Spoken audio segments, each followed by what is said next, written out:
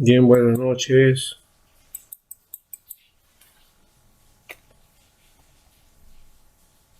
Ya vamos a pasar la lista para los Buenas que noches, están pastor. presentes para ir avanzando, ¿ya? Bueno, había un detalle que realizar entre ustedes y creo que no lo hemos logrado. Y también, bueno, también fue un error mío, me olvidé. Tenían que haber presentado su trabajo final la semana pasada, ¿ya? La semana pasada fue la sexta semana. Estamos en la séptima y la próxima ya terminamos. Entonces necesita hacer un trabajo, un ensayo que ustedes quieran hacer de las tareas que hemos visto, ¿ya? De todos los temas que hay ahí. Y también ustedes tienen ahí una serie de, en la, a ver, en lo que llamamos el sílabo, ahí tienen ustedes una tarea que buscar. Hay varios libros. Están realmente ahí los libros eh, a modo de lectura, ya que no los hemos hecho, pero pueden ustedes tomar esos libros de referencia para hacer los trabajos que ustedes quieran realizar, ya con respecto a lo que hemos hablado, ya. Faltaría, por ejemplo, consejería cristiana, que no hemos mencionado mucho, ya. Después, misiones, ahí está. El otro es cómo pastorear también. Lo de interpretación, José Martínez, o también el de Gordon Fee, que también es lectura eficaz de la Biblia, también es interpretación. Después sobre teología, aquí hay Josh, ¿no? Que son algunos de los libros, y otros más que podían trabajar. Pero habíamos hablado básicamente del trabajo de educación cristiana, teología pastoral y misión. Y dentro de eso habíamos puesto cómo seleccionar maestros de escuela dominical o un plan de escuela dominical. Y el otro era disciplina en la iglesia, ¿no? ¿A qué se refería la disciplina en la iglesia? Y otro tercero, otra posibilidad de la misión de Pablo a los gentiles, métodos y estrategias. Esto está, son estos títulos como ideas. Pueden asumir ustedes un ensayo, ¿ya? Escoger de esto, bueno, no son dos, sino uno sería, ¿ya? Y acá estaba pues, el lunes 16, no lo hemos revisado, ¿ya? Necesitamos entonces hasta la próxima semana, hay tiempo, ¿eh? Luego de eso, después del lunes, ya no recibo nada, ya por si acaso, ¿ya? Entonces, si no ha hecho su trabajo, entonces va a tener un demérito en trabajo, ¿ya? Ese es el otro, ¿no? En otras ocasiones sí los he considerado, pero ahora sí creo que hay que ajustar un poquito, ¿ya? Eh, una de las cosas que debemos de asumir como, ya que están en el seminario, es que están en formación.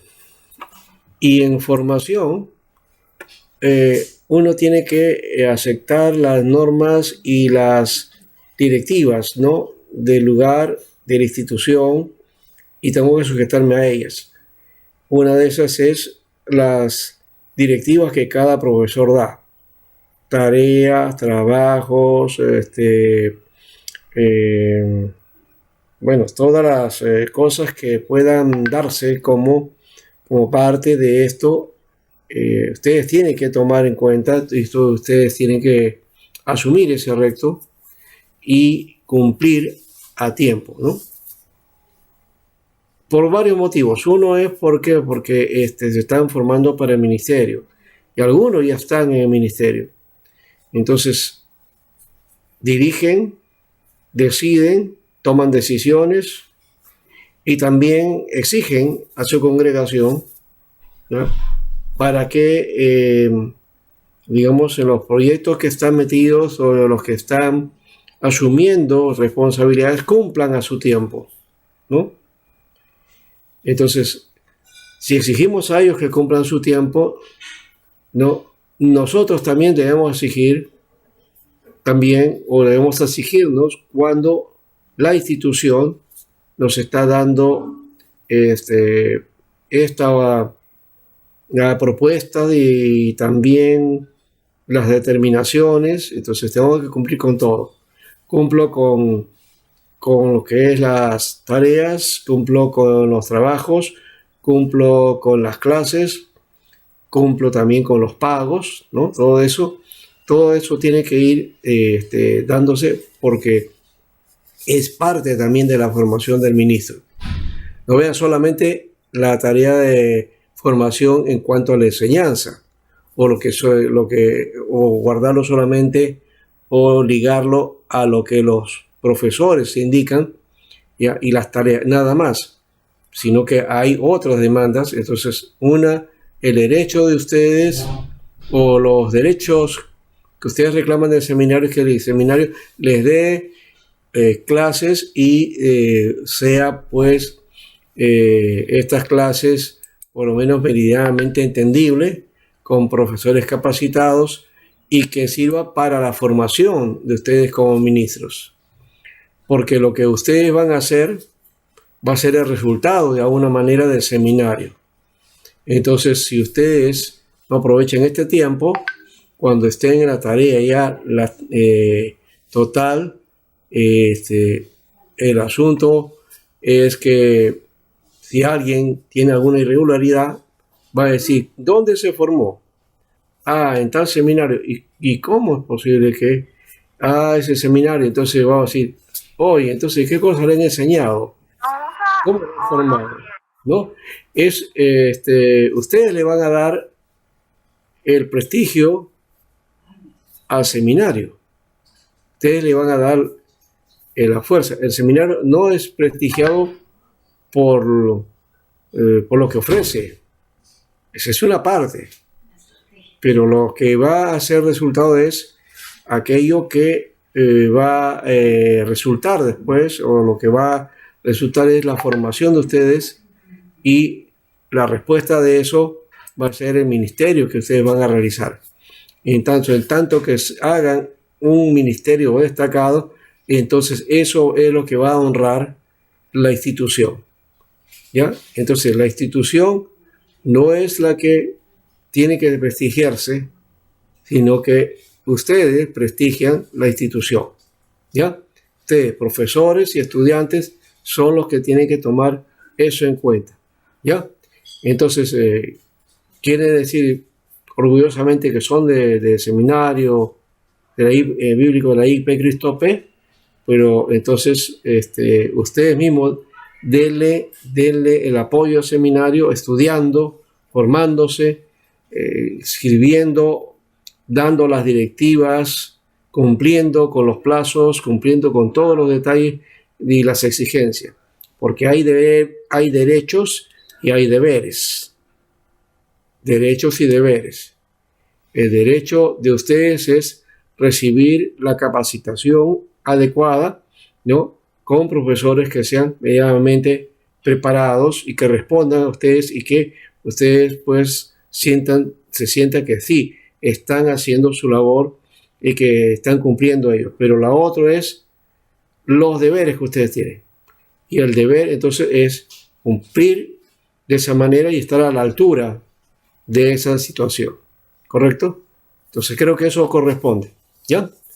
Bueno, viendo esto, vamos a retomar el asunto entonces para la próxima semana. Ya tendría que tener el ensayo. ¿Ya? Bueno, vean ustedes de cualquiera de los temas que ustedes quieran, ¿ya? Pero básicamente en esa línea de los tres: educación cristiana, teología pastoral y misiones, ¿no? Esas son las tres cosas que también habría que hacer. No trabaja en una cuestión ahí, ¿cómo se llama?, teórica, sino de algunos asuntos que sean prácticos, ¿no? Educación cristiana, por eso pusimos ahí cuáles serían las características de unos maestros para escuela dominical, ¿no? ¿Cuáles son las condiciones que serían para un maestro de escuela dominical? En teología pastoral habíamos visto ahí consejería, ¿no? ¿Cuáles son los principios de la consejería, por ejemplo, ¿no? ¿Cuáles o las ideas de cómo podíamos aconsejar? Y lo otro hablábamos ya una tarea más al estilo de Pablo, ¿cuál sería la tarea misionera que usted podría darse o que podría desarrollar en la iglesia, ¿no? ¿Cuál es la propuesta misionera? Eso está en el sílabus, ¿ya? Entonces, eso son tres posibilidades, de eso uno solamente tome, ¿ya? Uno, o también puedes coger otro que también sea de su inquietud, ¿ya? Eso nada más, ¿ya?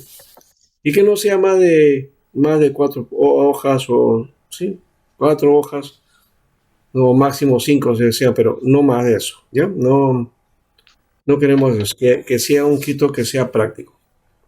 Muy bien, Pastor Alberto, tomando, sí, sí, Pastor Alberto, buenas noches. Nosotros por motivos de señal no pudimos estar a tiempo y nos recién acabamos de ingresar, Pastor. No sé ya, si nos... hermano Pablo, ¿no? Sí, Lo Pastor. mismo pasa conmigo, pastor. Recién acabo de ingresar la señal también, pastor. Y está Ya, que se va. hermana Aide, Sí, pastor. Buenas noches, ya, discúlpame. vamos a No, ponerle por la Pastor. señal, vamos a echarle la culpa a la señal. Está que se No, va, yo sí sé que ha sido así, ya, claro, ya. Pastor, en el Y a mí grupo también. en el grupo de alumnos del seminario hay un hermano que está justificando su falta, creo que es el hermano Carlos. Carlos, ¿qué?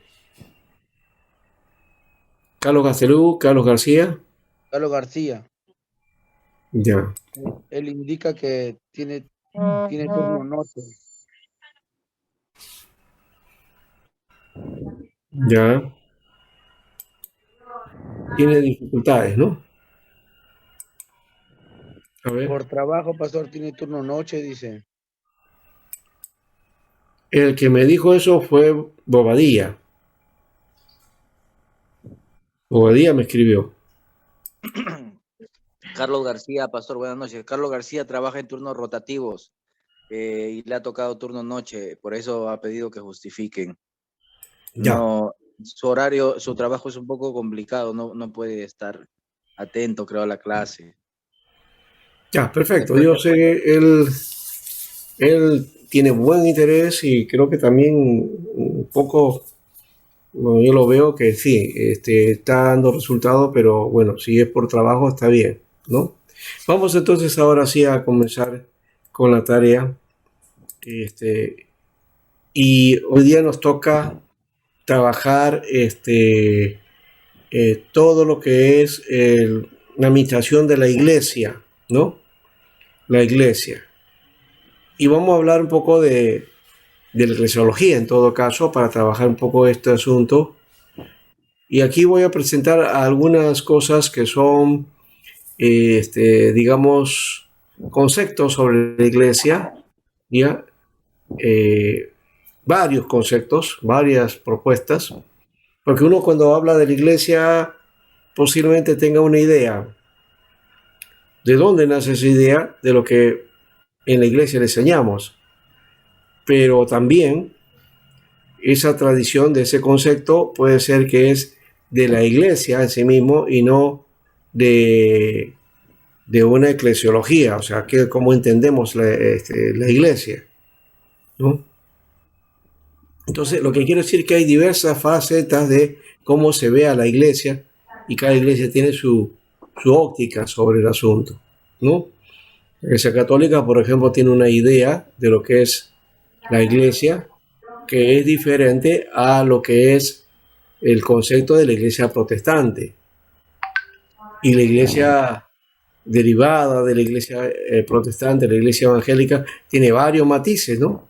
Los bautistas, los metodistas, los pentecostales, ¿no? Todos tienen entonces una concepción que quizás entre todas coinciden, pero hay algunas diferencias, ¿no? Entonces, aquí vamos a mirar lo que dice el Nuevo Testamento, ¿no? El concepto neotestamentario de iglesia primeramente, y luego vamos a mirar las demás.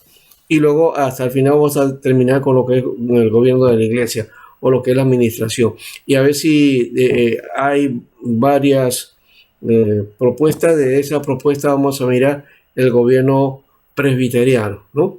Y voy a aprovechar también que estamos dando una enseñanza sobre gobierno de iglesia en una iglesia de la IP Cristo P. Entonces ahí ya tengo preparado el material. Pero antes de eso vamos a ver esto. Entonces, muy bien. 3 categorías o conceptos de la iglesia. ¿Ya? Se atribuyen 2 características de la iglesia, que es universal y es local a la vez, ¿no? ¿Ya? La característica universal y la característica local. El concepto local, la iglesia universal, ¿no? Y que algunos inclusive hasta duplican este aspecto, pero no, la iglesia es una sola, ¿no? La iglesia universal habla del cuerpo de Cristo, de todos los creyentes en la tierra o en el cielo, y se refiere a los creyentes en Cristo de todos los tiempos, es decir, a todos los que del pasado, presente y futuro, ¿no? Es decir, esta iglesia universal integra eso, ¿no? Desde la iglesia de los inicios hasta el final de los tiempos, ¿no? La iglesia presbiteriana calvinista incluye, dice, también a los que murieron en la fe de Abraham y en la esperanza del Mesías. Es decir, extiende el concepto de iglesia desde el Antiguo Testamento, ¿no?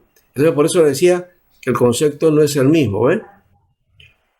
Ahora, ese concepto de la iglesia universal, que son todos los que integran el cuerpo de Cristo, también le podemos llamar también iglesia católica. Es decir, el concepto católico no estamos refiriendo de la institución, sino el concepto católico. Lo católico implica lo universal. Universal. Entonces, eso está en la Biblia, ahí aparece. La iglesia es universal, ¿no? Entonces, la iglesia es católica. Pero no nos referimos a la de Roma. Para no confundirnos o para no confundir a otros, entonces llamamos solamente iglesia universal, ¿ya? Pero ese concepto de universal habla de la catolicidad de la iglesia, ¿ya? La catolicidad de la iglesia. No que la iglesia es católica o la iglesia católica es la iglesia, no, sino que la iglesia es católica en tanto que es universal, ¿ya? Oye, entonces la iglesia es universal, la iglesia es católica porque es universal. La iglesia local es la que está en varias áreas y se designa a los varios grupos de iglesia en una ciudad, ¿no? O en una región. Puede haber muchas iglesias, ¿ya? Locales. Muchas iglesias locales. Por ejemplo, la IP Cristo P es una iglesia local en sí misma, porque corresponde a Perú, a localidad de Perú. Pero la iglesia presbiteriana de Jesucristo de Perú tiene varias iglesias y tiene 3 presbiterios, y dentro de esos presbiterios hay iglesias. Esas son las iglesias locales. La iglesia presbiteriana de la IP Cristo P no sería la iglesia universal, es iglesia local. La iglesia universal se integra de todos, acá, bueno, ya hemos dicho pasado, presente y futuro, y también de las iglesias de las denominaciones diversas que hay, ¿ya? Y dentro de ella hay miembros, entonces los miembros de las iglesias serían parte de la iglesia universal, o serían la iglesia universal. Claro que hay una diferencia, ¿no? Que en la iglesia universal están los redimidos, ¿no? Y suponemos que los que están en la iglesia, en la denominación, son redimidos, pero no todos lo son, pues, ¿no? Entonces ahí vamos a ver la diferencia y no lo vamos a trabajar nosotros, ¿no?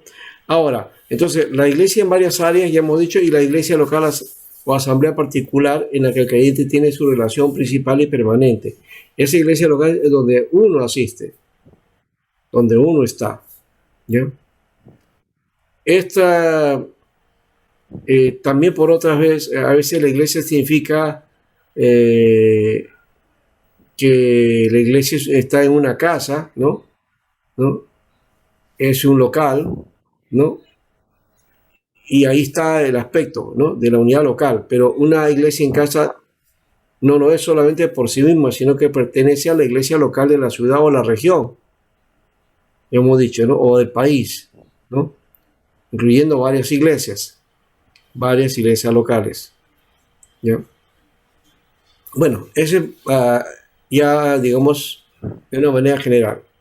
Y después hay otros conceptos de iglesia, ¿ya?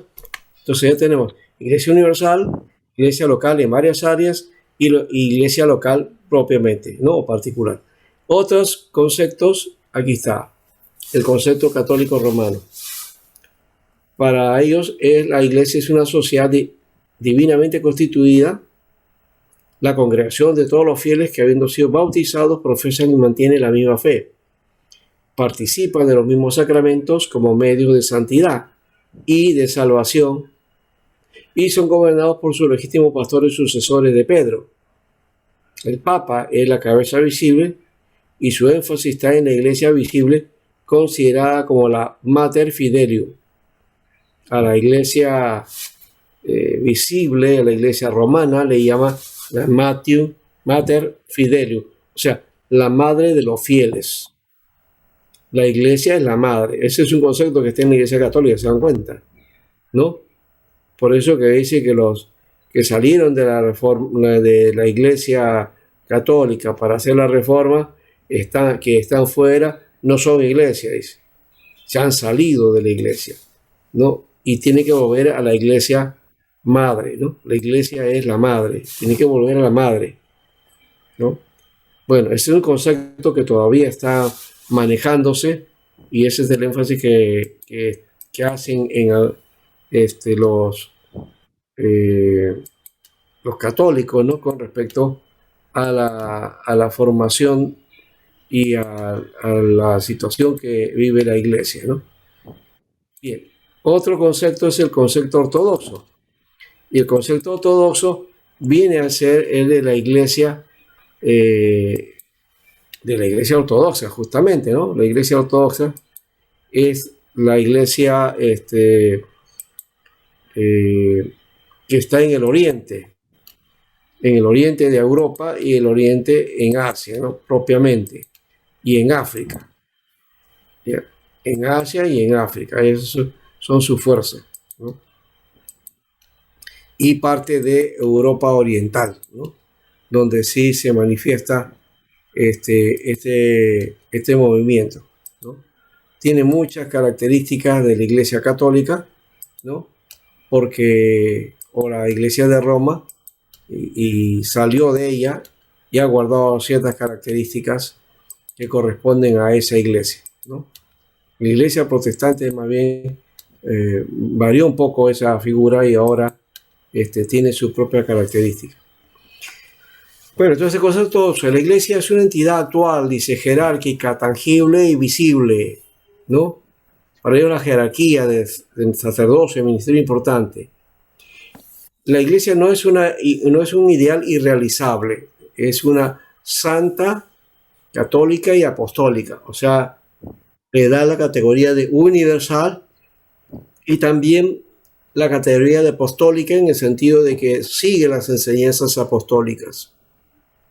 Es otro elemento que también está presente en la Iglesia Católica Romana. Jesucristo es su fundador y único jefe y está representado por la Iglesia Ortodoxa. Acá vienen otros, o sea, la Iglesia Ortodoxa reclama ser la Iglesia, ¿no?, y no la de Roma. Su confesión de fe se expresa en la misma confesión de fe, en la comunión y en las oraciones y los sacramentos, ¿no? Aquí ya no está la figura de un papa o de un jefe, un cabeza, un patriarca, ¿no? Sí, ellos tienen sus obispos y en cada región, cada lugar donde se acumula o hay digamos, un grupo de iglesias, entonces ahí es donde hay un patriarca. Llegan a eso, a patriarca, pero no es un patriarca que es la voz cantante o que es el único que decide, no, no es esa figura al estilo del Papa y su magisterio, ¿no? El concepto anglicano es una congregación de fieles, hombres fieles, en la cual se predica la palabra de Dios y donde se ministran los sacramentos de acuerdo a las ordenanzas de Cristo. Y la iglesia anglicana está bajo el liderazgo temporal del rey o la reina de Inglaterra. Aquí, la iglesia anglicana entonces está diciendo que tiene ciertas características del concepto católico, porque habla de los sacramentos, ¿no? Y tiene, si no mal me equivoco, también las mismas funciones sacramentales de la Iglesia Católica, ¿ya? Así como la Iglesia de Roma está gobernada o tiene la cabeza en el Papa, que es representante de Dios aquí en la tierra, según ellos dicen, la iglesia anglicana tiene el liderazgo, ¿no? La cabeza, ¿no? De la iglesia es el rey de Inglaterra. Y el rey, o en el caso de que sea la reina también, ¿no?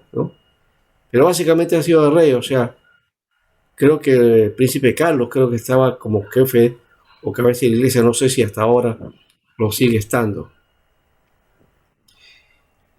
Ahora entonces está el concepto de la reforma. El concepto de la reforma. Aquí vamos a ver la de Calvino, lo que dice la confesión de Westminster, la confesión evangélica y la confesión pentecostal, ¿no? Esas son las que tenemos aquí. En cuanto a Calvino, la iglesia es una multitud de hombres dispersos por el mundo que profesan la adoración en un solo Dios, en Cristo, que están en la fe por medio del bautismo, testifican su unidad en doctrina y claridad por medio de la participación en la Santa Cena, y están de acuerdo con la palabra de Dios, la cual sostiene el ministerio ordenado por Dios. Su énfasis está en que que la iglesia es el cuerpo de Cristo, y desde esa perspectiva la iglesia es la communio fidelium o communion santorum. Communion fidelium significa la comunidad de los fieles, la comunidad de los fieles, o communion sanctorum sería la comunidad de los santos. Entonces la iglesia, la comunidad de los fieles, es la comunidad de los santos. Es la reunión de todos los fieles, es la reunión de todos los santos, ¿no?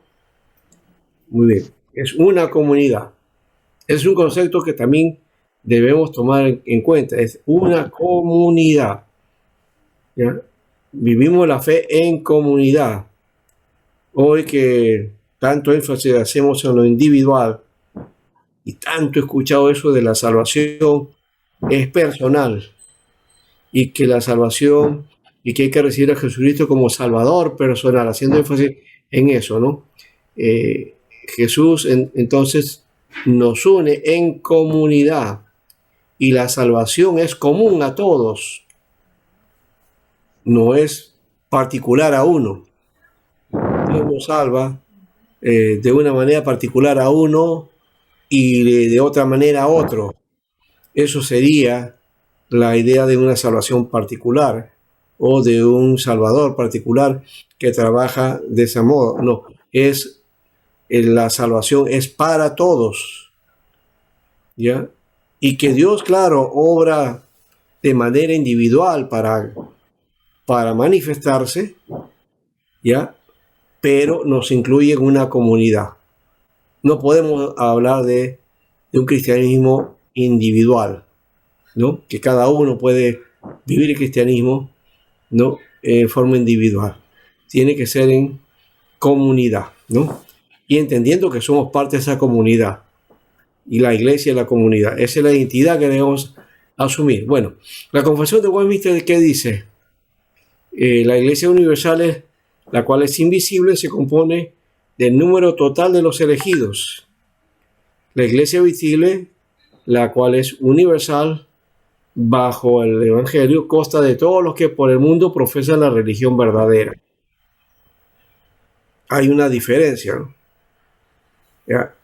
La invisible, según esto, y ahí está aplicando el concepto de predestinación, ¿no? Dice, compone el número total de los elegidos. Los que son parte de la iglesia son elegidos. ¿Ya? Y la visible es la que le integra los que profesan la religión verdadera, o sea, que asumen y están en una iglesia, ¿no? Ahora, la confesión evangélica dice que la iglesia es la compañía de los santos visibles, el pueblo redimido, llamados y separados del mundo por su palabra y el Espíritu de Dios, a la aprobación visible de la fe del evangelio, bautizados en la fe. Es la comunión de los fieles o comunión de los santos, ¿no? Muy parecida a la que habíamos visto anteriormente, ¿no? Es decir, a lo que es el concepto de la reforma. Lo asumen porque la iglesia evangélica en realidad es la sucesión de la iglesia protestante, ¿no? O reformada. Y bueno, y se reúne entonces para confesar su adoración a Dios y proclamar su obra, ¿no? Vive la fe en el mundo dando testimonio de Jesucristo. Aunque a veces en la práctica la iglesia se reúne para vivir su fe entre ellos, ¿no? Entre los miembros nada más, ¿no? Cuando salen de la iglesia ya no hablan más de Cristo, ¿no? No se quedan calladitos hasta la siguiente el culto, donde entonces se reúnen ahí. Ahí sí expresan su fe. Bueno, de alguna manera está bien que tenemos que expresar nuestra fe en la comunidad, en el grupo, pero nuestra vida cristiana hay que hacerla participante en todo el mundo. Y por eso creo que acá dice que necesitamos dar testimonio de Jesucristo, ¿no? ¿Ya? Y se vive la fe en el mundo, no se vive la fe en la iglesia. Es un error, o es lo que muchos asumen sin querer, queriendo, sea instintivamente, ¿no? Sin darnos cuenta, sin que nos enseñen así, pero esa es la práctica. La confesión pentecostal, por otro lado, es la iglesia, compañía de los creyentes llamados, apartados del mundo. Ahora pone otro concepto que es del movimiento de santidad, apartados del mundo. Eso, aunque también la confesión evangélica dice separados también del mundo, ¿ya? La iglesia evangélica, los católicos llaman al protestantismo, a los protestantes, hermanos separados, dice, ¿no? Bueno, entonces, apartados del mundo que profesan la fe en Cristo, son guiados por el Espíritu Santo, viviendo vidas en santidad, prometiéndole lealtad al Señor Jesucristo.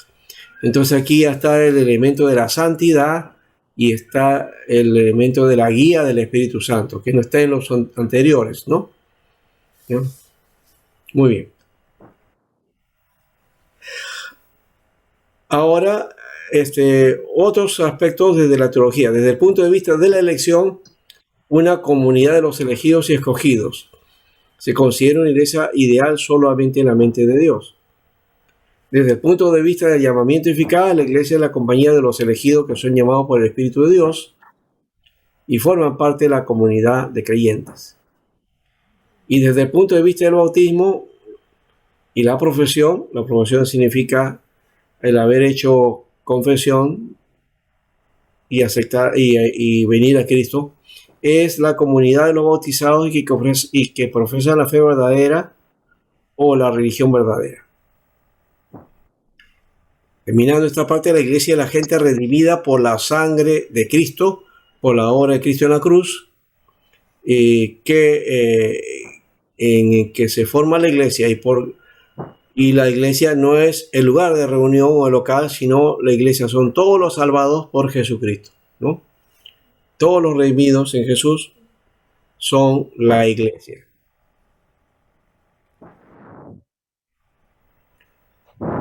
Ahora, el origen de la iglesia, ¿no? Algunos entonces mencionan que la iglesia estuvo siempre en la obra de Dios y toman a Israel como la iglesia del Antiguo Testamento, ¿no? Así aparece en los estatutos de la IP Cristo P, de paso. ¿Ya? Entonces, el pueblo de Dios, ¿no?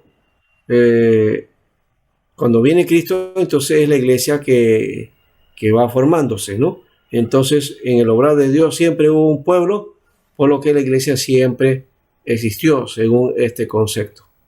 ¿Ya? Entonces, la iglesia está desde el comienzo, ¿no? Está desde los orígenes. Ahora, este encargo, esto sí no lo voy a poner porque esto acá habla de otra cuestión, ¿no? De que hay la idea de que Dios entonces va a reemplazar a su pueblo por otro pueblo, ¿no? Y ese no es el concepto, más bien hay un solo pueblo. Y eso es lo que dice Efesios, dice que de los dos hizo uno solo. Entonces no es que Israel aparte y la iglesia es aparte, la iglesia, el pueblo es uno solo, ¿no? Eso creo que hay que verlo, porque hoy día todavía hay una diferenciación y algunos dicen, bueno, Dios tiene un plan para Israel y Dios tiene otro plan para nosotros, ¿no? Entonces entra por otro lado. Eso, ahí nomás dejó el asunto. Ya. Por otro lado, entonces, la iglesia en el Nuevo Testamento empieza en Pentecostés, ¿no? Pero ese es el sentido de lo que se va a llamar en el Nuevo Testamento iglesia. Como pueblo de Dios siempre existió, ¿no? Ya hemos dicho. Bueno, y después aquí hay algunos vocablos. Hablamos de la palabra de uso común, hermanos, ¿no? La otra es creyentes, los santos, los escogidos, los discípulos, ¿no? Los del camino, según Hechos 22:4, y también la palabra cristiano, ¿no? Que a partir de la iglesia de Antioquía, entonces va a caracterizar al grupo, entonces, que va a ser seguidor de Jesucristo. Bien, ya hemos hablado de la Communio Sanctorum, y ya hemos hablado también entonces de quiénes los integran, también que hay un plan de Dios para su pueblo, ¿no? Y que establece él hasta el final, que la iglesia es militante y triunfante, que la iglesia es visible e invisible, ¿no? Que la iglesia es como organismo, es una institución, ¿no? Y que desde esta como organismo es la Quatio Fidelium, ¿no? Ya no es la comunión de los fieles, sino de la, digamos, de la iglesia organizada de alguna manera, ¿no? ¿Ya? Y que está unida en el espíritu y que existe carismáticamente también, ¿no? O sea, no, nosotros tenemos la característica de etiquetar de alguna manera, esto es en el mundo occidental, por la mentalidad sistematizada que tenemos. Entonces llamamos carismáticos a los que hacen énfasis en los carismas y los dones, ¿no? Pero la iglesia es carismática en el sentido de la presencia del Espíritu, ya que se manifiestan ahí toda clase de dones, talentos que se utilizan en la obra del Señor. Entonces no hay diferencias en ese sentido. La IP Cristo P, de paso, no es una iglesia cesacionista, ¿no? No es cesacionista. ¿Qué quiere decir? Que las iglesias cesacionistas o secesionistas son las iglesias que creen que los dones, ¿no?, han sido dados, y los milagros, el poder, solamente era para la iglesia del primer siglo. Ese es el concepto de los secesionistas. La hipercristopé no es una iglesia cesacionista, ¿ya? Entonces no han cesado los dones, sino que hay una continuidad de los dones, ¿no? Esa es la diferencia. Y la iglesia hipercristopé cree en los dones, ¿ya? Totalmente, en todos. Bueno, también ya hemos hablado de la Mater Fidelio, la madre de los creyentes, y un medio para la conversión de los pecadores y perfeccionamiento de los santos es la iglesia, y que existe en forma institucional y funciona mediante los oficios y medios que Dios ha instituido. Estos son los que están coordinados, ¿no?, y subordinados hacia unos a otros, ¿no? Y la iglesia como una institución o organización esta es un medio, ¿no?, para una fidelidad una finalidad que es el desarrollo de la iglesia, ¿ya? Así que la iglesia se encuentra como un organismo que viene a ser la comunidad de los fieles. No es un organismo y también es un órgano vivo, ¿no? Un órgano vivo. Bueno, esto no lo vamos a estudiar y vamos ahora sí al asunto. No sé si hay alguna pregunta en el asunto de ustedes que quieran trabajar esto. Vamos a ir ahora a ver lo del gobierno de la iglesia. A ver.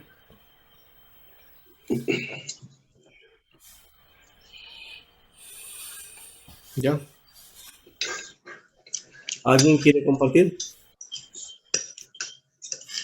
Pastor, y entonces eso del comentario en Apocalipsis de los sellados, de los escogidos, de los 144,000, no van, pastor.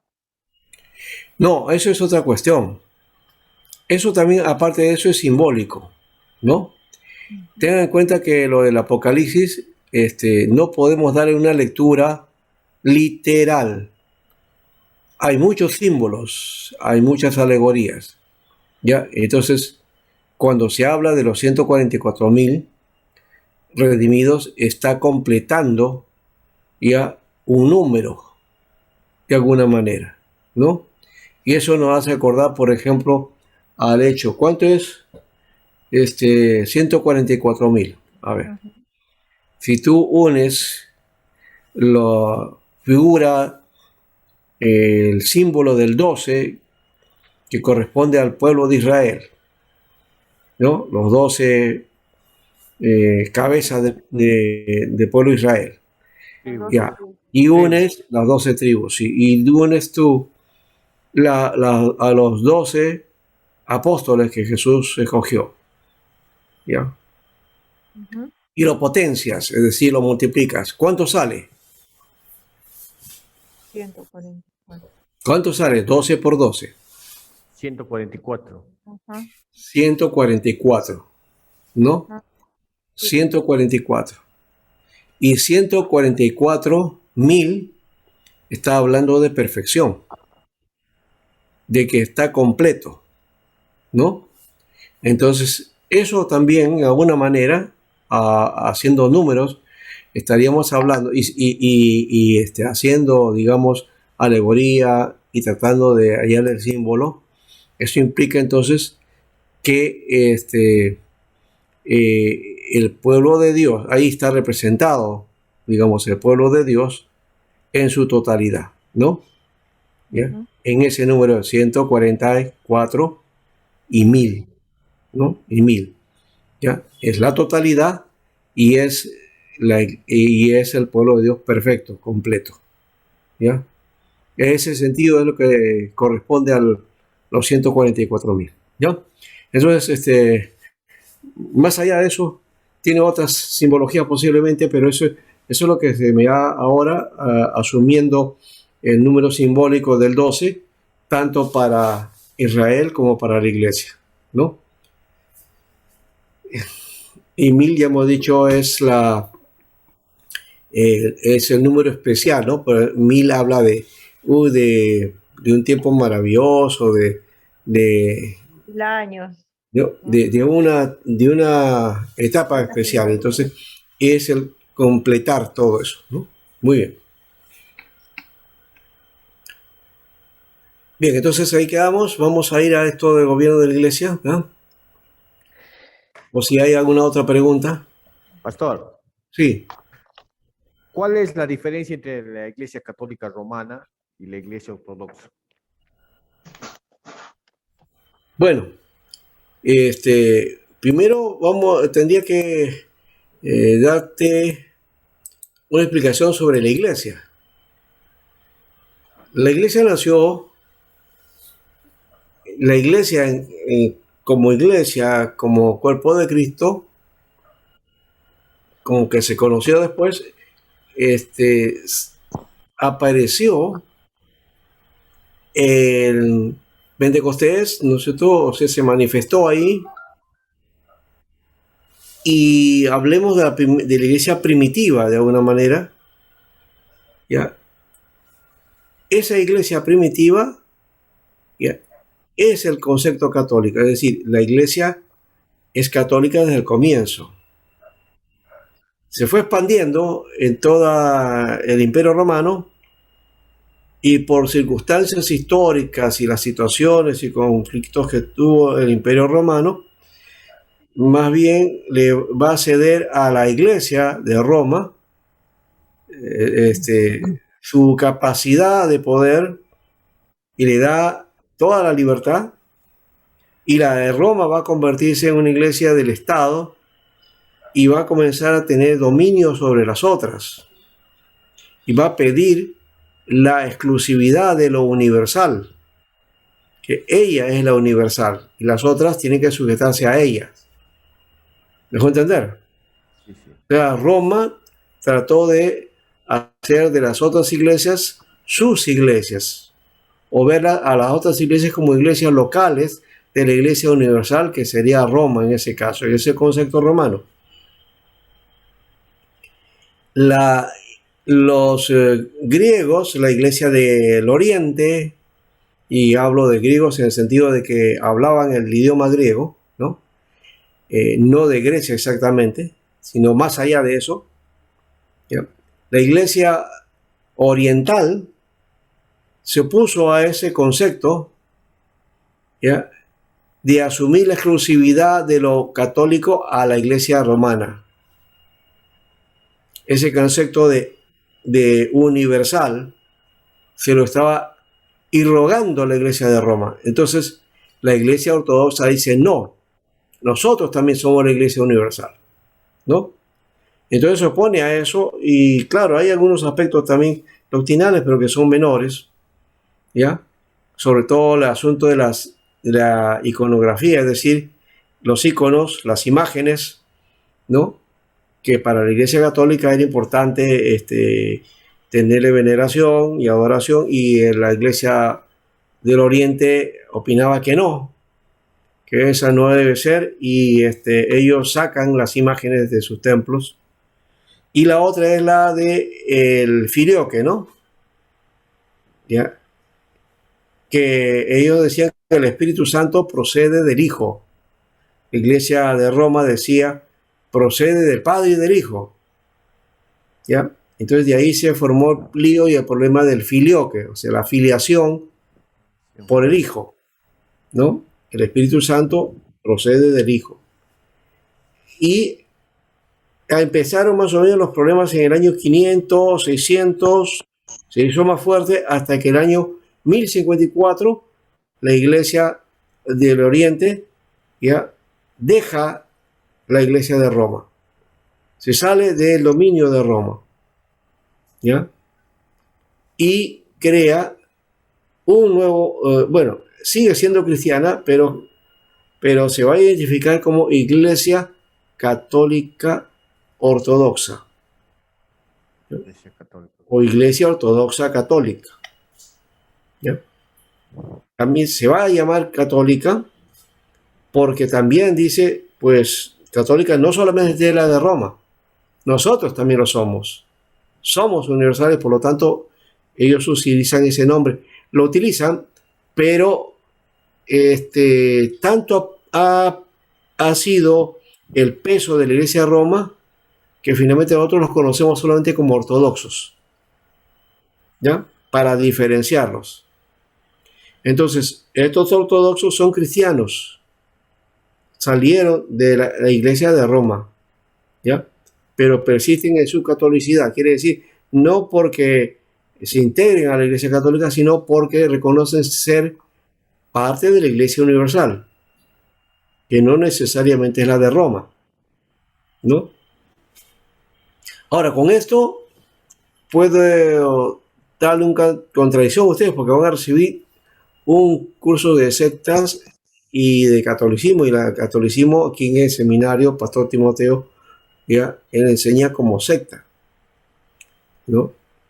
Entonces, desde esa perspectiva, digamos, desde nuestra perspectiva evangélica, así se trata, pero desde el aspecto histórico, ya, la iglesia que está en Roma es parte de la historia de la iglesia cristiana, es parte de esa historia, y la iglesia ortodoxa también es parte de esta historia. Y más adelante, cuando de la iglesia de Roma sale un grupo y forma la iglesia protestante, o se desarrolla el movimiento protestante, también todo esto es parte de la historia de la iglesia cristiana. Es decir, o de la cristiandad de alguna manera que se ha dividido en tres partes. O sea, son tres movimientos fuertes que se llaman cristianos. No vamos acá a categorizar o calificar o juzgar cuán cristiano es o cuán menos es o cuánto no son, porque eso no nos compete. Simplemente, históricamente, existen esos tres movimientos. ¿Cuáles de esos tres movimientos es parte de la Iglesia Universal? Solo Dios lo sabe. Y cada una reclama ser eso, de paso, ser parte de la Iglesia Universal. Y de alguna manera está bien, lo somos parte de la Iglesia Universal. Pero no, la Iglesia Universal no es una institución, no es una organización, es un cuerpo, un órgano, ¿no? Un cuerpo organizado.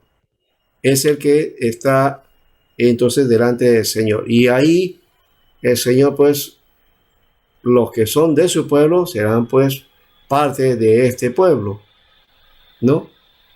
Ahí no hay diferencia. ¿Cuántos serán? ¿De dónde vendrán? ¿Quiénes son? Eso ya no nos compete, ¿ya? Eso tiene que ver con Dios. Pastor, Sí. en la iglesia ortodoxa, ¿el Papa tiene el mismo rango que así como lo tiene la iglesia católica? No, es que no tienen papa ellos. Ellos rechazaron el papado, de paso. Rechazaron el dominio del papa. Ese es otro elemento también que no reconocieron, ¿no? Y por eso se salieron o salen y siguen la línea que ellos creen que es la más correcta. La iglesia ortodoxa lo que tiene son obispos y en cada, o digamos, en el espacio geográfico en que se van desarrollando, hay varias iglesias y en esa zona entonces aparece una especie de ¿cómo le llamaríamos?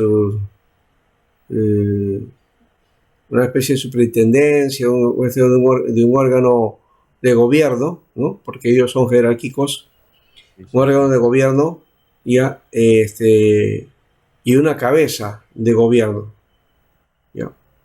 Entonces a eso le llaman patriarca. Patriarcas. ¿Ya? Hay patriarcas petropolitanos, patriarcas metropolitanos, archiobispos, ¿no? ¿Ya? Archiobispos, que serían como la Iglesia Católica, arzobispo, ¿no? Ya, entonces la idea de ellos es que no hay papa, sino que hay en cada sector, entonces hay un un patriarca, ¿ya? Pero que a su vez está sujeto a Cristo, ¿no? La cabeza de Cristo. Aquí no hay representación, como en la Iglesia Católica. El Papa está representando a Cristo, está representando a Dios, ¿no? De alguna manera lo tienen como si fuera Dios. En la Iglesia oriental, el patriarca no tiene esa categoría. No representa, no es uno que está representando a Dios, no tiene calidad de Dios. Es solamente un servidor, ¿no? Entonces hay una diferencia ahí. ¿Sí? Entre lo demás es parecido porque así como se formó hasta ese momento la iglesia cristiana, la iglesia ortodoxa sigue también las mismas características, ¿ya? Solo que es más, como diríamos, sus cultos son bastante antiguos, pues, ¿ya? La iglesia católica se modernizó un poquito, ¿ya? En cambio la ortodoxa cantan con canciones de tipo gregoriana, hacen cultos que son, bueno, pues de la época bizantina, ¿no? Entonces, esa es una cuestión que tienen, nada más. Ya, pastor. ¿Ya? Correcto. Muy bien. Sé que de todas maneras, en algunos casos vamos a ver a la iglesia y nosotros vamos a asumir quizás una idea mucho más denominacional, eso ya en el camino puede darse. Yo tengo otra idea en ese aspecto, pero otros hacen énfasis en que la iglesia somos nosotros. Entonces, ¿no? Inclusive es la denominación, y la vemos solamente a la iglesia como la denominación, y más allá de la denominación no. Entonces ese ya es un concepto sectario, ¿no? Un concepto sectarista.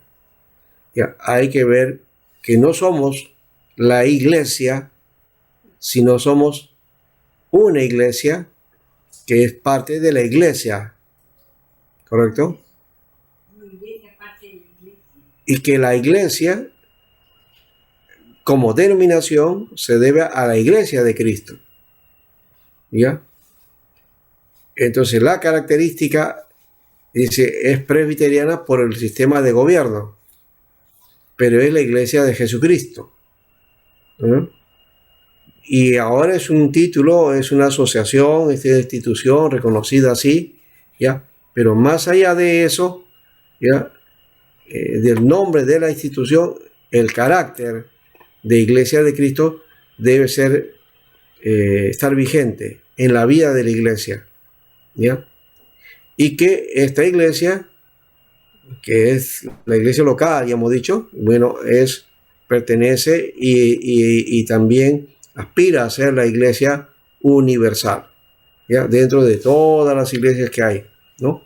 Entonces, apuntamos a eso, a que somos de la iglesia de Cristo. Eso creo que hay que entenderlo bien, ¿no? Entonces, me debo a la iglesia local, a mi denominación, pero yo soy de la iglesia de Cristo. Ya, Dios me canaliza a través, o sea, como la iglesia de Cristo es universal, dentro de ella están las diversas otras iglesias y trabajo en ellas en forma de que veo la visión como universal. Ese es mi trabajo, ¿correcto? Esa es mi visión. Ya, pero no debemos reducir ese concepto de la visión de iglesia a eso nada más, sino que la iglesia es mucho más allá, ¿ya? Y está compuesta de muchos otros, desde la antigüedad, desde el comienzo, desde el primer creyente hasta el último, ¿no? Que asuma su fe en Cristo, ¿no? Así que eso es una cuestión que hay que asumirla, ¿ya? Ahora, el Nuevo Testamento no contiene una definición formal de la iglesia local y su forma de gobierno, pero sí nos describe las características normales de la asamblea local. Y por eso podemos decir que la iglesia local es una asamblea de creyentes que profesan a Cristo, que han sido bautizados y que están organizados para hacer la voluntad de Dios. Esa idea de estar en comunidad y estar organizados es para hacer la voluntad de Dios, no es para crear una nueva religión o una nueva forma de cristianismo, no. o una particularidad del pueblo. Ahora sí, vamos a hacer, acá vamos a vivir el verdadero cristianismo. Eso, ¿cuántos han intentado hacer lo mismo y al final caen en otra cosa? Eso no debe ser nuestra finalidad. Nuestra finalidad como pueblo organizado es para hacer la voluntad de Dios en su palabra. Ahora, la forma de organizarse le llamamos gobierno, es decir, la forma de conducirse para cumplir con su propósito fundamental. Y hay varias formas de gobierno, no existe un solo modelo, ¿ya?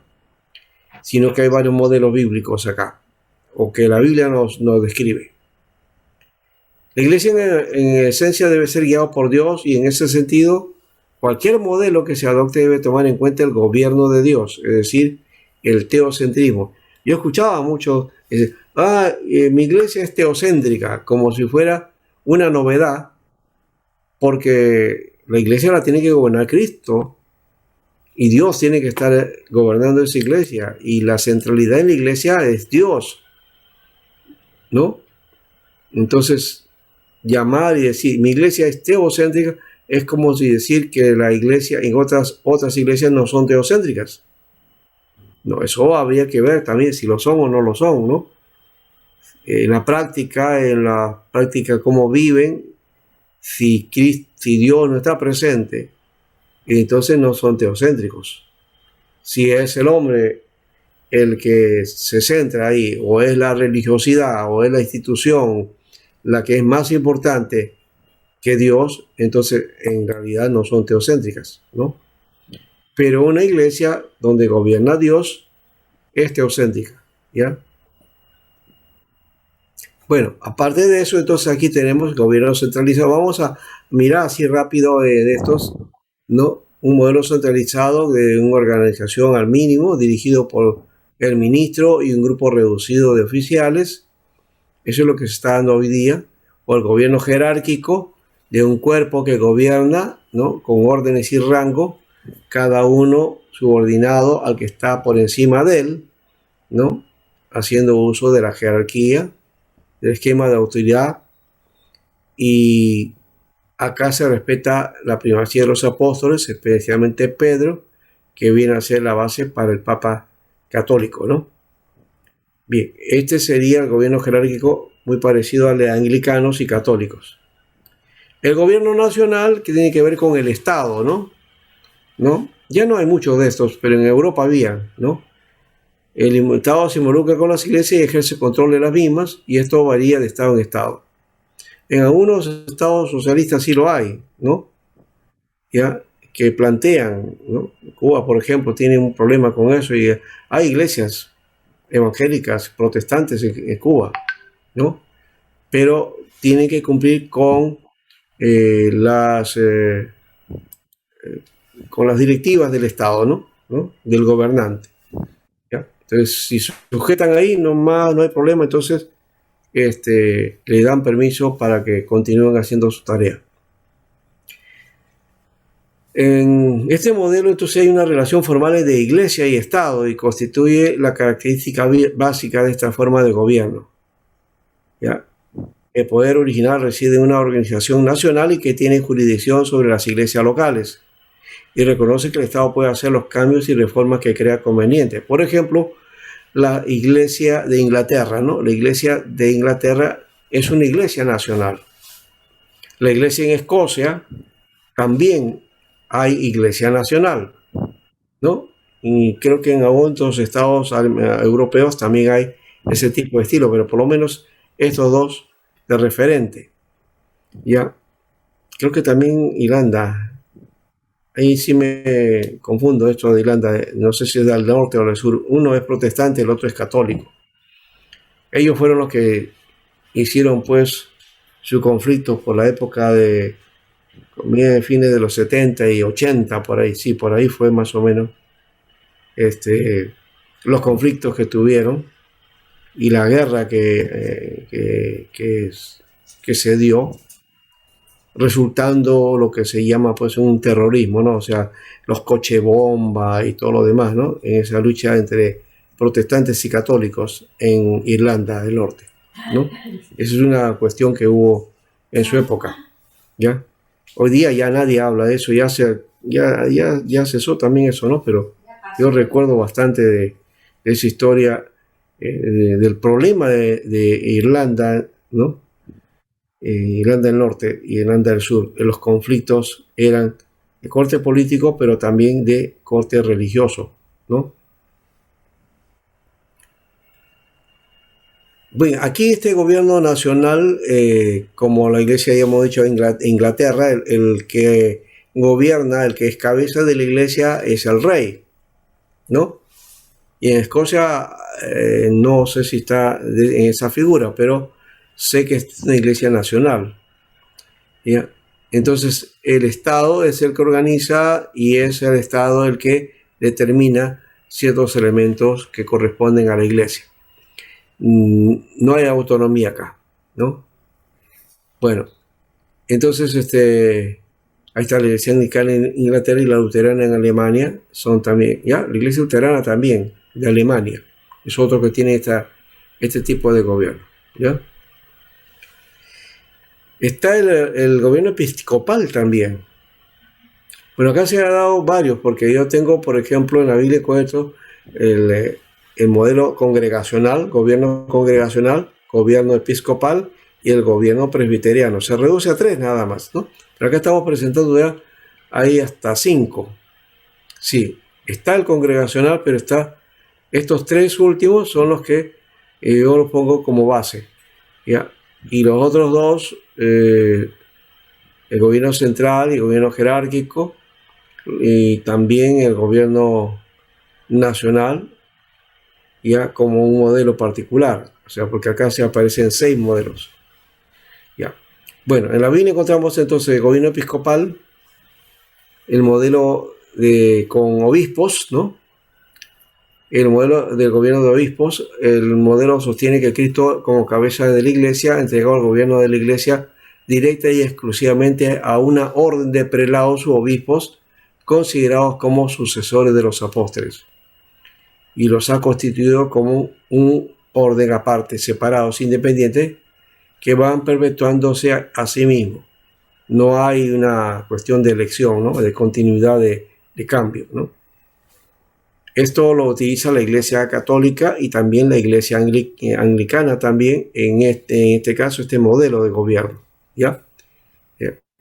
Porque el otro, de gobierno nacional, es con respecto a la injerencia del Estado, ¿ya? Bueno, el otro es, este presbiterio lo vamos a poner al final, ¿ya? Para poder, ya. El congregacional enseña que la autoridad definitiva para gobernar la iglesia está en los miembros de la iglesia. Y significa que cada iglesia individual es una unidad autónoma, organizada, ¿no?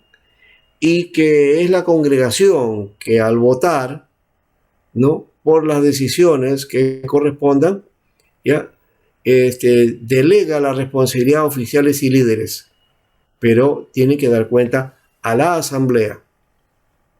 Los apóstoles ejercían autoridad sobre más de una iglesia local, no así los ancianos y diáconos, y por esto, al pasar a tiempo de los apóstoles en la iglesia local, sobresale su autonomía. Pero todos tenían que dar cuenta a la iglesia. Ese es un concepto congregacional, ¿no?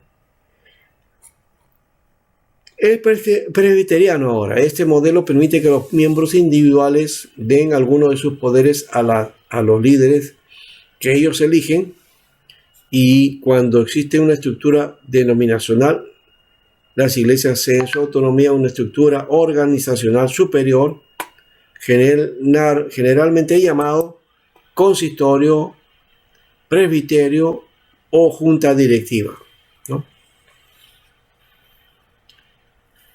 Entonces, con este modelo, la organización es por ancianos, ¿no? El gobierno es por ancianos.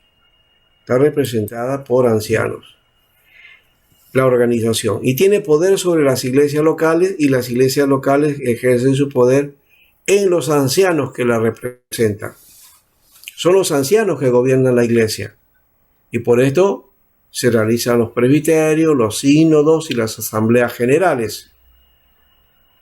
Aquí esto lo vemos en el Nuevo Testamento, que se nota el lugar prominente en el gobierno de la iglesia para los líderes. Ellos tenían una posición de responsabilidad.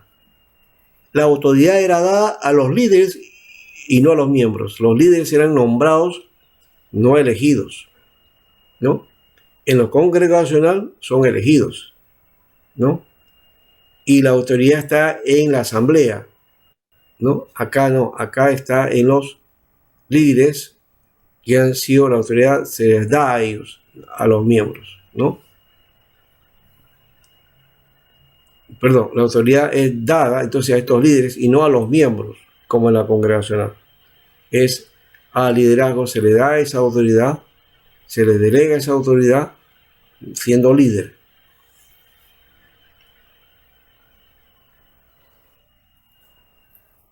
Entonces, el voto de la congregación no es para el procedimiento de escoger a los líderes, sino de darles una autoridad, ¿no? Para ejercer su liderazgo, ¿no? Está con cargo, es decir, tiene que responder, ¿no? A la asamblea, ¿no? Como un buen gobernante, como alguien que está dirigiendo y está haciendo las cosas de manera adecuada. Bueno, muy bien. ¿Qué pasa con eso de que quieren, dice César? César dice, así nos da hambre a todos. ¿Qué cosa, Max? ¿Alguien está comiendo o está qué cosa? Comiendo. Hermano Max siempre lo da hambre. Ah, les da hambre ahora, sí. Bueno, depende también, ¿no? De que si la clase está bonita o no, no da hambre, ¿no? O si la clase está aburrida, entonces de repente teníamos, o sea, estamos aburridos acá. Ya. Hambre de conocimiento. Bueno, entonces estamos ahí. Vamos a centrarnos entonces en el gobierno presbiteriano, porque ese es el gobierno que practica la IP Cristo P, ¿no? Donde está también la asamblea representada también y da sus votos, pero que elige a los líderes, a los que van a tener, digamos, el orden y la función de dirigir la iglesia, ¿no? ¿Alguna pregunta con esto? Pastor, Sí. las iglesias congregacionales no, o sea, tiene autoridad por intermedio de sus miembros, eso es lo que está queriendo decirnos, Ya. por el consistorio. Las iglesias congregacionales en la mayoría no tienen consistorio, son congregacionales. Las que tienen consistorio son las iglesias que tienen su representación en sus líderes. Los líderes o ancianos son los que van a participar en el consistorio, ¿no? O son parte del consistorio. Ahí ejercen su gobernatura, su dirección. Entonces, las congregacionales lo que hacen es elegir, ¿ya? Y en alguna manera ellos rigen, entonces, la función del liderazgo ahí. Es la congregación la que dirige. ¿Ya? Eso es diferente. Congregación. Sí. ¿Es similar también a la episcopal, pastor? No, la episcopal es la jerarquía. Oye. Los que están en el orden eclesial, ellos son los que dirigen, ellos son los que indican, y es al revés, ellos son los que indican quiénes van a ser los apoyos, ¿no? Alrededor de ellos. La congregación no decide nada, la congregación no vota, ¿no? No elige. ¿Ya?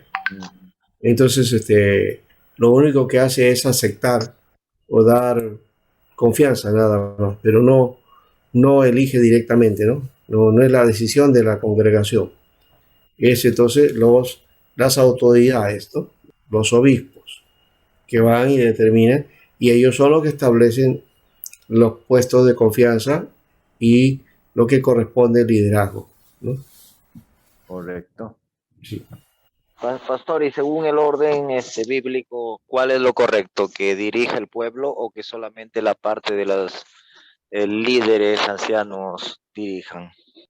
En la Biblia encontramos esto, ¿no? Que hay se reúne la asamblea y cómo determinan, estableciendo algo, ¿no?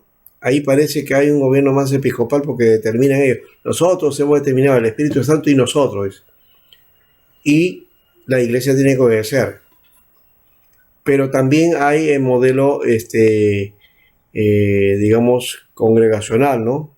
Que está ahí también, ¿no? O sea, que en determinado momento la iglesia tenía que determinar y elegir, ¿no? Y el otro es el presbiteriano, el que es el grupo de ancianos que se ve alrededor de todo el movimiento, ¿no? Se habla de los ancianos, es decir, de los pastores, ¿no?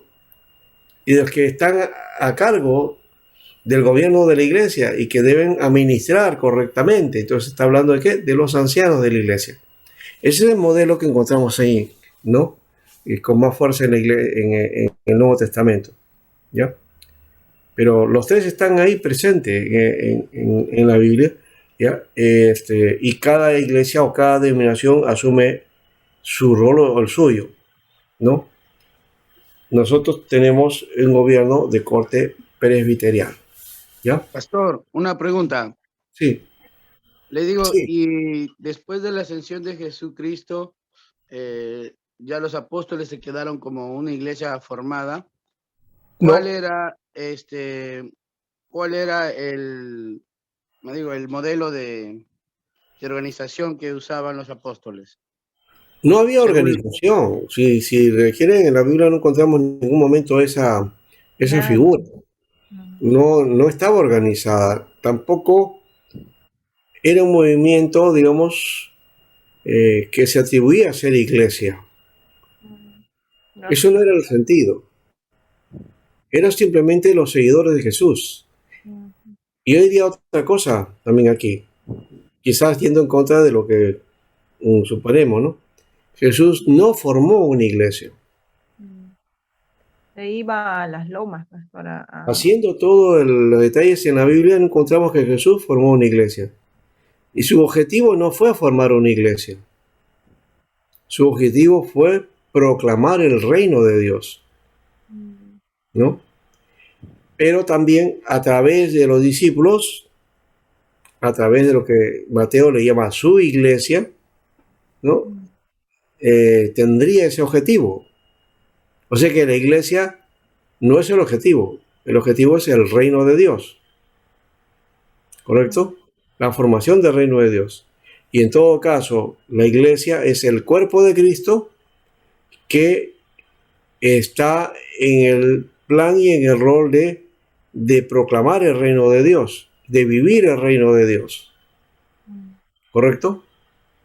Es como la misma idea de la salvación, ¿no? La salvación, si nosotros pensamos la salvación solamente es librarnos del infierno para ir al cielo, ¿ya? Entonces ese sentido no tiene mucho, es lo que está dado, ¿ya? Pero el propósito no es estar en el cielo y ya pues me salvé, ¿no? Voy a disfrutar ahí, ¿no? No es el disfrute, no es eso. La salvación tiene que ver, ya, con vivir en la eternidad en la presencia de Cristo. Es estar con Dios, ¿no? El cielo es estar con Dios, es estar en la presencia de Dios. Ese es el más grande gozo que debe tener un creyente, ¿ya? Entonces, no es el asunto entonces de que me salvo, no me salvo, o que la salvación determina algunas cosas o algunas cosas que debo de cumplir, o la idea de cómo va a ser allá, que algunos hablan inclusive de estar en una nube, ¿no? Tocando un arpa, descansando, ¿no? Esa es la idea tonta de la eternidad. No sé quién inventó esa figura, ¿no? O que viéramos angelitos volando en el cielo, ¿no?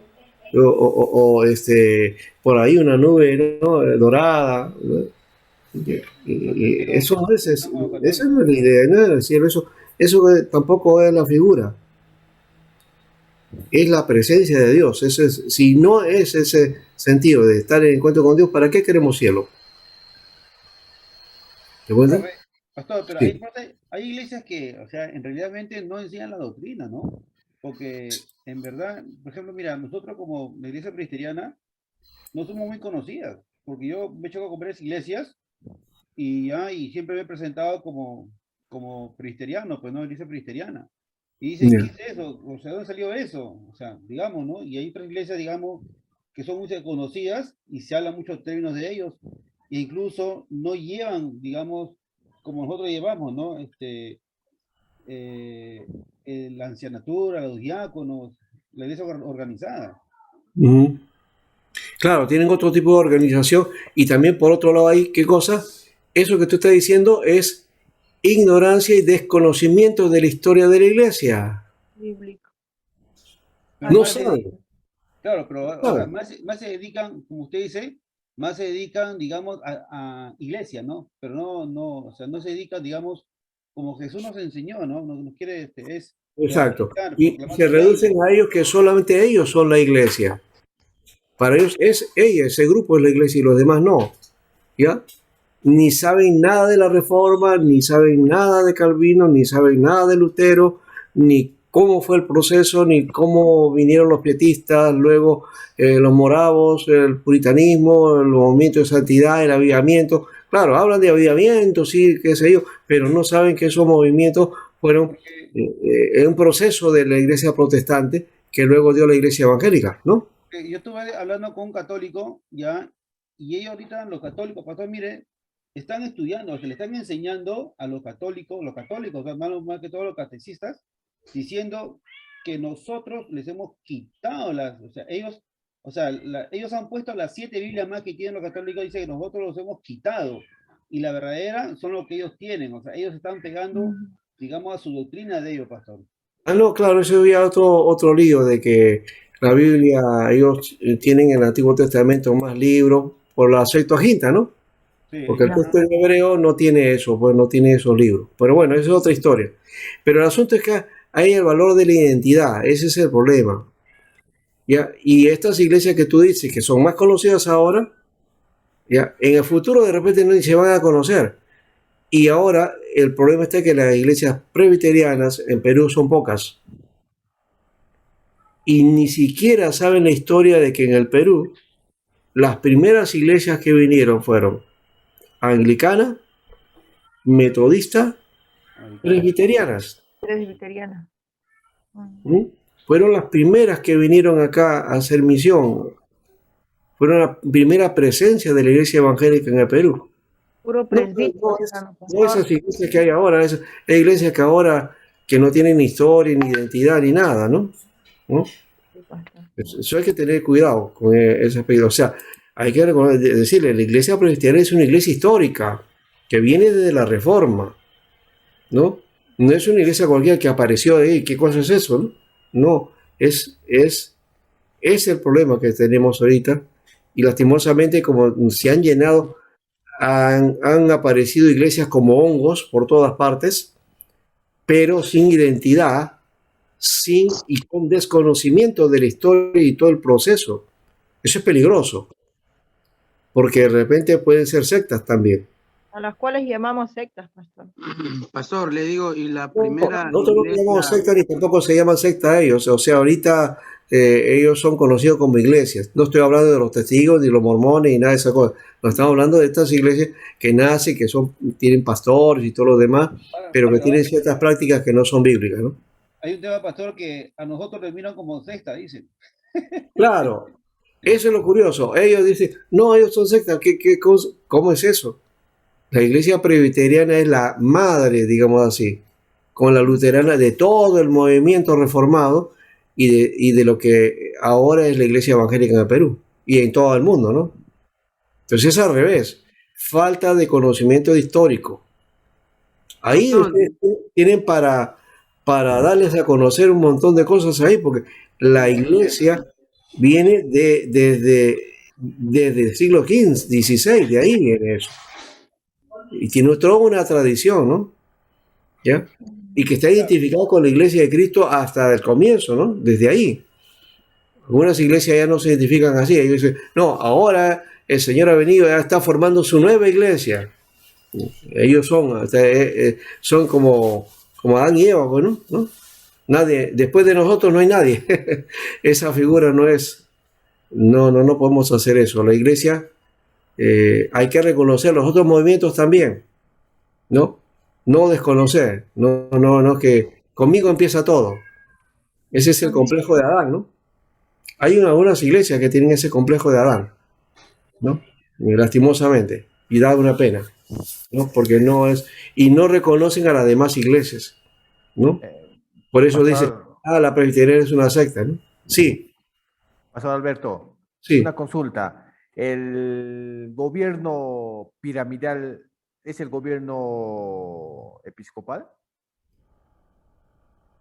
No es piramidal, es vertical. Vertical. Es decir, el gobierno tiene que ver con el oficial que está de arriba y que determina hacia abajo, ¿no? Es lo que determina todo y con su grupo que elige, entonces gobierna, pero todo se dicta desde arriba. Las directrices, las decisiones, todo es la cabeza. Eso es lo que dirige todo. No es como la congregacional que dirige la congregación, la asamblea determina, ¿no? Y no es como la presbiteriana, que es el consejo de ancianos que dirige y que determina. ¿Ya? Entonces son tres modelos diferentes. ¿Ya? Pastor, ¿y la iglesia de Ejército de Salvación qué sería? ¿Cómo? Bueno, la iglesia de Salvación, no conozco exactamente su gobierno, ¿ya?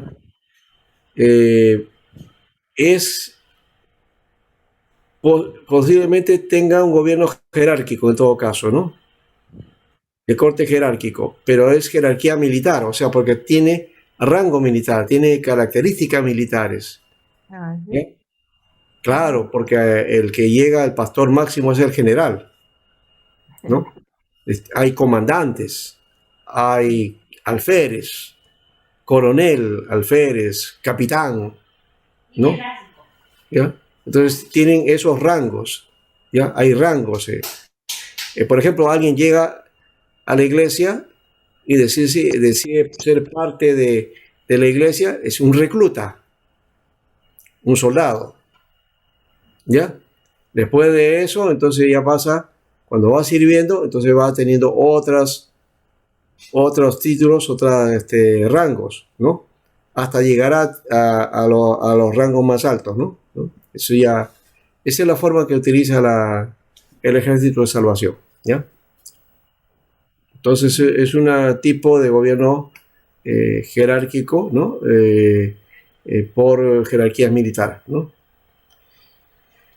Muy bien, vamos a tener descanso y después volvemos, ¿ya?